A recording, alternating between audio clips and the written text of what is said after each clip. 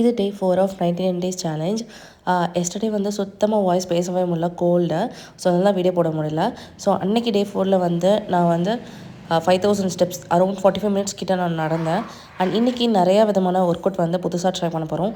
So first வந்து strength base பண்ணி, so அதுக்கு வந்து ஹேண்ட் அப் அண்ட் டவுன் வந்து இந்த மாதிரி நான் வீடியோவில் காமிக்கிற மாதிரி பண்ணிக்கோங்க. இது எல்லாமே 15 நம்பர்ஸ்க்கு 2 டைம்ஸ். நெக்ஸ்ட்டு வந்து நம்மளோட ஹேண்ட் வந்து ஸ்ட்ரைட்டாக ஒரு பா மாதிரி இருக்கும் இல்லையா, அந்த மாதிரி நான் சைடு ஆங்கிலையும் காமிச்சிருக்கேன் இல்லையா, அதே தான்.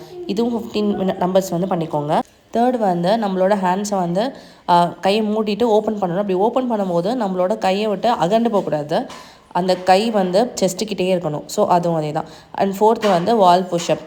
ஸோ இது வந்து நம்மளோட கரெக்டாக ஷோல்டர் லெவலில் இருக்கிற மாதிரி பண்ணிக்கோங்க. எல்லா நம்பர்ஸும் நான் ஸ்க்ரீன்லேயே கொடுக்குறேன், அதுக்கேற்ற மாதிரி பண்ணிக்கோங்க. அண்ட் லாஸ்ட்டு வந்து சிட்டப் வந்து ஒரு சேரில் எப்படி உட்காந்துருப்போம் அந்த மாதிரி உங்கள் ஹோல்டிங்காக அந்த கையும் நீங்கள் அந்த மாதிரி வச்சுக்கலாம். இன்றைக்கி வார்ம் டவுன் வந்து எக்ஸ்ட்ராவாக நம்ம ஹேண்டுக்கும் சேர்த்து பண்ண போகிறோம். ஸோ ஒரு சைடு லாக் பண்ணி வச்சுருக்க மாதிரி இது ஒரு 10 நம்பர்ஸ் அண்ட் போத் சைடு வந்து 10 நம்பர்ஸ் பண்ணிக்கோங்க. அண்ட் உங்கள் பாடியை வந்து ஒரு கையில் வாலில் சப்போர்ட் பண்ணி ட்விஸ்ட் பண்ணணும். ஸோ இது இல்லாமல் நம்ம ஆஸ் யூஷுவல் எப்போயுமே பண்ணுவோம் இல்லையா, காலுக்கு ஆல்ரெடி அதே தான். அண்ட் இன்றைக்கி பிரேக்ஃபாஸ்ட் வந்து இட்லி, கொஞ்சம் நான் சுண்டல் வந்து எடுத்துக்கிட்டேன். அண்ட் நெக்ஸ்ட்டு வந்து லஞ்சுக்கு வந்து ஒரு பீஸ் போட்ட ரைஸு, வெண்டைக்காய், எக்கு. அண்ட் நான் இன்னமும் டயட்லாம் ஒழுங்காக ஃபாலோ பண்ணல, அதெல்லாம் நான் டே ஆஃப்டர் 7க்கு அப்புறம் சொல்கிறேன். நாளைக்கு பார்க்கலாம்.